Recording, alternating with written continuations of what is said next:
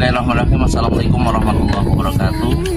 Alhamdulillah, hari ini tahapan pembangunan Masjid Ar-Raudhah Bloreb dilaksanakan. Dalam hal ini dari Kementerian Agama Kabupaten Merauke, Ustaz Pajianto mengukur arah kiblat untuk lebih meyakinkan kita dalam beribadah kepada Allah Subhanahu wa taala.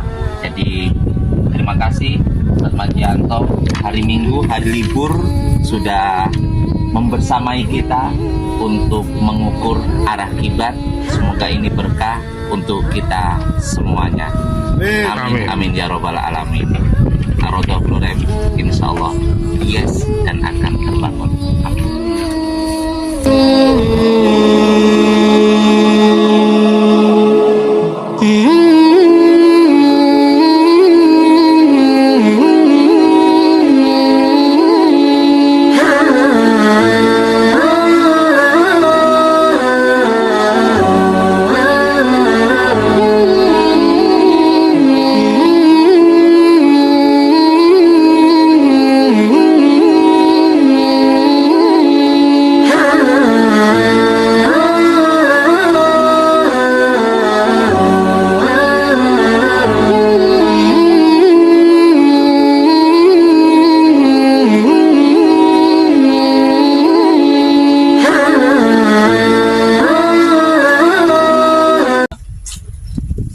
Di tempat yang insya Allah penuh mubarak ini. Pada pagi hari ini mari kita bersyukur kepada Allah dengan cara menaikkan niat. Mudah-mudahan apa yang kita lakukan ini menjadi salah satu pahala jariah di akhirat kita.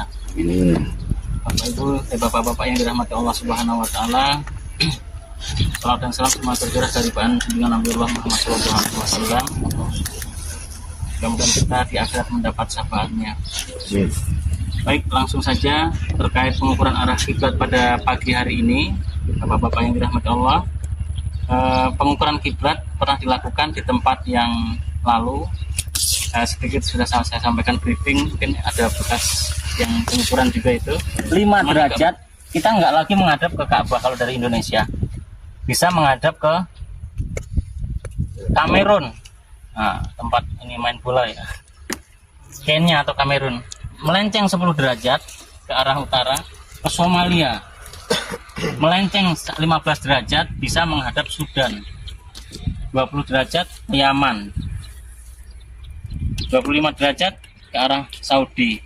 Kalau ke arah utara kita menghadap Israel, kurang 5 derajat bisa menghadap ke Mozambik. Jadi disinilah kehati-hatian. Mari kita tepat menghadapkan ketika sholat, kita benar-benar menghadap kiblat. Bagaimana cara bisa sampai sana dengan kiblat ikhtiari tadi? Apa yang digunakan ilmunya?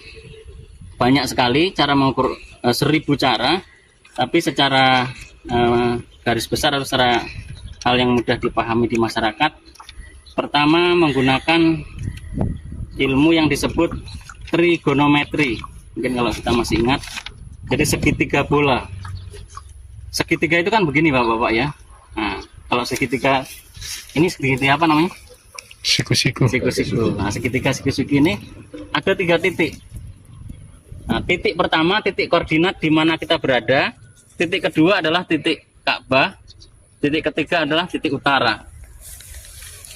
Jadi utara, Ka'bah dan titik koordinat. Ada 3 titik itu. Cara pengukuran lama yang kita gunakan adalah menggunakan utara. Untuk mengetahui utara itu ada 2 macam, utara sejati dan utara kompas. Kalau utara kompas kita cukup menggunakan kompas. Kalau utara sejati kita bisa menggunakan matahari seperti ini. Jadi ini kita dirikan tongkat, tapi agak panjang prosesnya. Dirikan tongkat, kemudian bikin bulatan, pagi diukur, sore diukur, titik pagi bayangannya dikasih titik, titik sore dikasih titik, ditaruh tali, ketemulah arah barat dan timur. Di siku ketemu utara selatan. Baru kita gunakan rumus ini dimasukkan ke arah yang kita temukan dari matahari. Cuma prosesnya panjang.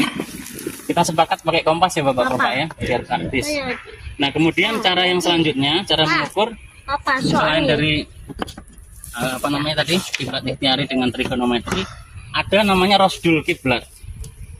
Setahun hanya terjadi 2 kali. Rosdul kiblat itu kapan matahari tepat di atas Ka'bah, maka di mana orang mendirikan tiang di seluruh dunia, bayangannya langsung menuju ke Ka'bah. Ini paling praktis ini. Jadi kalau ada matahari pas di atasnya Ka'bah, seperti ini, misalnya ini matahari, maka ketika kita mendirikan tongkat di sini, ada bayangan ke sana. Ini sudah menghadap tepat Ka'bah. Yang di sana masih berdiri tongkat, bayangannya ke arah Ka'bah. Di sana juga, di sana juga. Ini namanya rosdul kiblat, dan setahun hanya dilakukan 2 kali, terjadi 2 kali, yaitu pada tanggal 27-28 Mei jam 16.18 waktu Indonesia Barat, tanggal 15-16 Juli jam 16.27 waktu Indonesia Barat. Langsung aja untuk singkatnya, Bapak-bapak yang dirahmati Allah, ketika terjadi masalah kiblat, polemik arah kiblat tidak perlu dibesar-besarkan di dalam umat ya. Jika ada keraguan tentang arah kiblat, lakukan pengukuran baik secara mandiri atau meminta kepada petugas juru ukur. Yang ketiga, arah kiblat dari Indonesia adalah bervariasi antara 20 sampai 25 terhadap titik barat ke utara.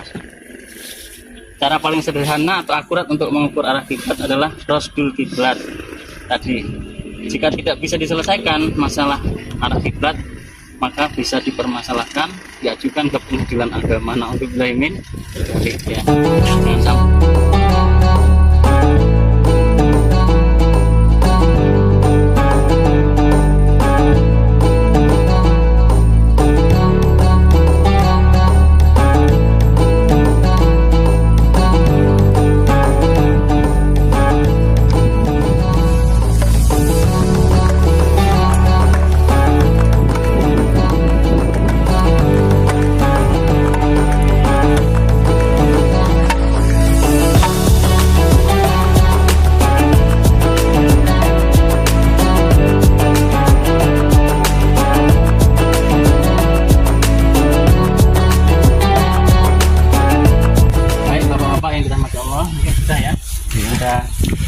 Terpasang panjang.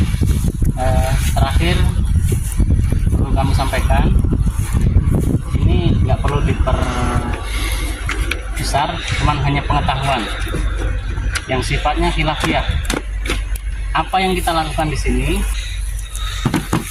salah satu syarat sah sholat ialah menghadap kiblat. Arah kiblat umat Islam seluruh dunia ialah Ka'bah yang berada di Makkah. Seorang yang tidak menghadap kiblat saat sholat dihukumi tidak sah kecuali dalam 2 kondisi, yakni ketika sholat khauf dan sholat sunnah yang dilaksanakan di atas kendaraan. Jadi ada kecualinya menurut Imam Syafi'i. Hal ini dinyatakan oleh Imam Abu Ishaq Asy-Syairazi dalam kitab Al-Madzahib fil Fiqh Al-Imam Asy-Syafi'i. Al-istiqbalul kiblat surutu min sihhatis shalah illa fi halaini fi syiddatil khauf wa fin nafilah fis safar. Jadi ini referensinya dari kitab tadi yang saya sebutkan. Kita di Indonesia rata-rata bermadhab Syafi'i, tapi ada yang Hambali, ada yang Maliki.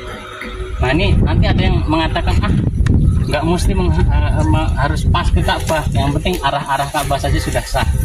Itu versi imam yang lain. Sedangkan kita yang tekankan di sini adalah sedia payung sebelum hujan. Daripada dihukumi tidak sah, mendingan cari yang paling afdol. Kalau hanya utama itu banyak, tapi kita mencari yang lebih utama, itulah yang disebut dengan afdol. Insya Allah mudah-mudahan masjid kita kiblatnya kita cari yang paling afdol. Demikian Bapak-bapak yang dirahmati Allah, kurang lebihnya saya mohon maaf yang sebesar-besarnya. Kalau ada benar dari Allah Subhanahu wa Ta'ala, ada khilaf, saya mohon maaf terkhusus diri pribadi dan atas nama instansi Kementerian Agama Kabupaten Merauke. Saya juga mohon maaf atas segala pelayanan yang kami berikan kalau kurang maksimal. Sekali lagi, kalau ini ada baiknya datangnya dari Allah Subhanahu wa Ta'ala, ada kurangnya murni dari diri pribadi, mohon dimaklumi. Demikian akhirnya wabillahi taufiq wal hidayah. Wassalamualaikum warahmatullahi wabarakatuh. Waalaikumsalam warahmatullahi wabarakatuh. Kita tutup dengan doa kafaratul majlis. Subhanakallahumma wa bihamdika nasyhadu an la ilaha illa anta nastaghfiruka wa natubu ilaik. Alhamdulillah. Rabbil alamin.